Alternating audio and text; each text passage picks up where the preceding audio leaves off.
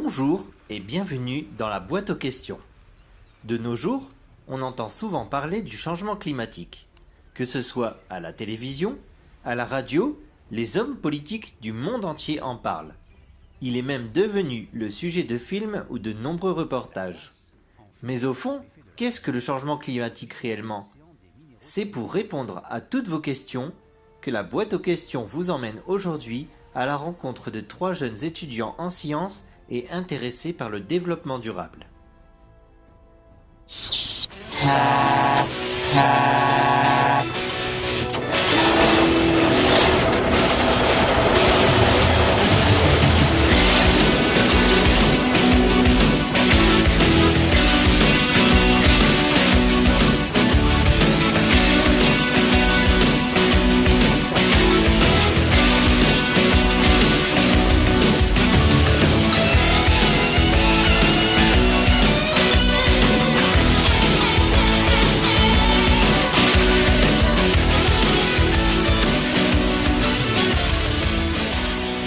La bonne question, c'est maintenant. Let's go!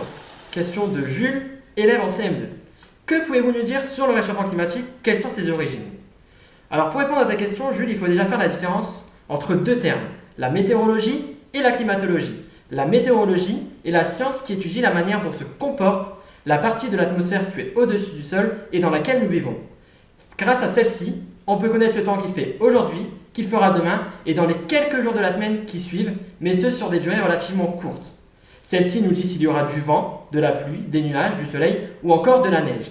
Ce sont les météorologues qui prévoient cette météo et la météo pour une même journée peut être différente d'une année à une autre. Quant au climat, la climatologie, c'est une science qui étudie la manière dont se comporte la totalité de l'atmosphère cette fois-ci sur une durée beaucoup plus longue que le jour ou la semaine et sur un territoire qui peut être très grand. C'est grâce à ce climat qu'on peut prévoir à l'avance nos destinations de vacances et généralement le climat pour une même région ne change pas d'une année à une autre. Pour revenir sur ta question, Jules, le réchauffement climatique, c'est un phénomène qui se traduit par une transformation du climat caractérisée par une augmentation des températures moyennes qui modifie durablement les équilibres météorologiques et les écosystèmes.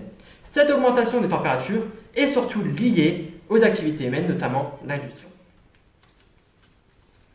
Question de Laura, élève en 5e. Pouvez-vous nous rappeler la définition d'un écosystème?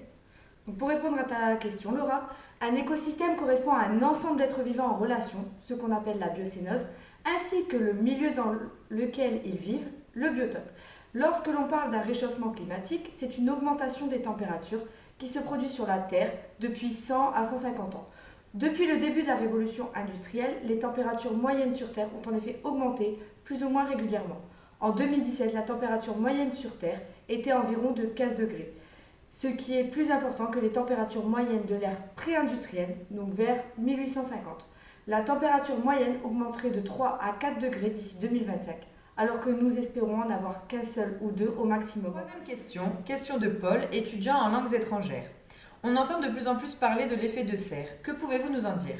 Tout d'abord, Paul, il faut savoir que l'augmentation des températures moyennes à la surface de la Terre et l'effet de serre sont intimement liés. La quantité de CO2 augmente progressivement depuis 1850. Une énorme quantité de CO2 s'est alors retrouvée en très peu de temps dans l'atmosphère. Il n'y a jamais eu autant de gaz à effet de serre dans l'atmosphère que maintenant. La température sur Terre augmente et notre climat devient de plus en plus chaud. Tout à fait Mathilde, il faut savoir que s'il n'y avait pas eu de réchauffement climatique il y a quelques milliards d'années, la vie sur Terre n'aurait pas été possible, car l'air aurait été trop froid pour permettre le développement d'organismes. Grâce au gaz à effet de serre, la température terrestre est passée de moins 18 degrés à plus 15 degrés en moyenne. Lorsque le climat change naturellement, cela prend des milliers voire des millions d'années. C'est tellement lent que personne ne s'aperçoit du changement et les organismes ont le temps de s'adapter à ce changement. En effet, le changement climatique que nous sommes en train de subir est extrêmement rapide. On peut s'apercevoir des changements sur une dizaine d'années, ou voire d'année en année si cela continue. La température de l'atmosphère continue d'augmenter anormalement vite, et l'homme n'aura pas le temps de trouver des solutions pour faire face aux conséquences de ce réchauffement. Question d'Aurélie, manager en grande surface. Quelles sont les conséquences du réchauffement climatique sur notre planète? Tout d'abord, Aurélie, le premier phénomène qui va se produire, c'est la fonte des glaciers. Ça entraînera l'élévation du niveau des océans, ce qui inondera les zones de très faible altitude et modifiera la géographie côtière et certaines îles vont disparaître. Ces 50 dernières années, le niveau des océans s'est élevé de quelques 10 cm. D'ici 100 à 200 ans, le niveau des océans aura augmenté d'environ 1 mètre. Cela amplifiera les phénomènes d'évaporation et de précipitation, entraînant sécheresse et inondations. Il entraînera aussi des disparitions d'espèces animales et végétales ainsi que d'écosystèmes. Une espèce sur 6 pourrait s'éteindre, ainsi 23% des espèces seraient menacées en Amérique du Sud, contre 14% en Australie et en Nouvelle-Zélande. Enfin, notre planète pourrait voir augmenter en fréquence et en intensité les phénomènes météorologiques extrêmes tels que les tempêtes ou les pluies torrentielles. Pour cette expérience, nous avons décidé de vous présenter la fonte des glaces ainsi que ses conséquences. Pour cela, voici un glaçant modélisant la banquise, donc en vert, habité par des animaux ainsi que de l'eau pour représenter l'océan avec un trait qui nous montre le niveau actuel de l'eau. Pour modéliser l'augmentation des températures moyennes, nous mettons un chauffage.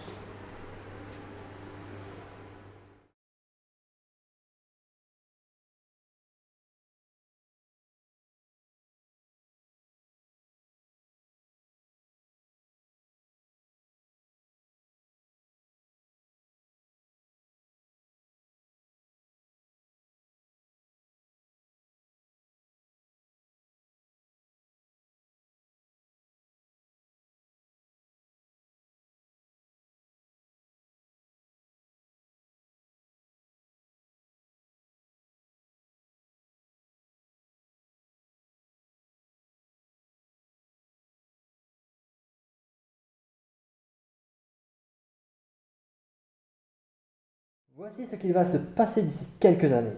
La banquise va fondre et finir par disparaître. De nombreuses espèces animales risquent de s'éteindre car elles n'auront pas le temps de s'adapter et les niveaux des océans vont augmenter, entraînant des inondations sur l'été. Question de Maxence, directeur en ressources humaines. Quelles seront les conséquences du réchauffement climatique sur notre société? Alors Maxence, les conséquences seront que la production agricole et les ressources en eau seront affectées. Selon la Banque alimentaire et l'ONU, plus de 100 millions de personnes pourraient basculer dans l'extrême pauvreté et près de 600 millions pourraient souffrir de malnutrition d'ici 2080. Ce réchauffement pourrait augmenter aussi le nombre de personnes atteintes de paludisme, de la dengue ou encore de maladies diarrhéiques. Les conséquences de ces bouleversements climatiques devraient se traduire par la multiplication de nombre de réfugiés climatiques et par l'augmentation de l'instabilité géopolitique. Et dernière question, question de Lola, élève en première S. Comment pouvons-nous réduire ce réchauffement climatique? Donc tout d'abord, à l'échelle de chaque personne, changer ses habitudes de transport serait la meilleure solution. Si chaque citoyen veut être acteur de la diminution du réchauffement climatique, pour les petits trajets quotidiens, il est préférable d'utiliser des modes de transport non motorisés comme la marche ou le vélo, ou les transports en commun comme le bus, le train ou le tramway. On peut aussi acheter des produits respectueux, donc acheter des produits locaux, des fruits et légumes de saison, ou encore acheter à la période où ils arrivent à maturité et non cultivés sous terre. On peut aussi isoler correctement son domicile ainsi qu'éviter le surchauffage et utiliser un chauffage écologique, réduire sa consommation en électricité et trier ses déchets. S'achève cet épisode de la boîte aux questions. On espère avoir répondu à toutes vos questions. Et à bientôt dans la boîte aux questions!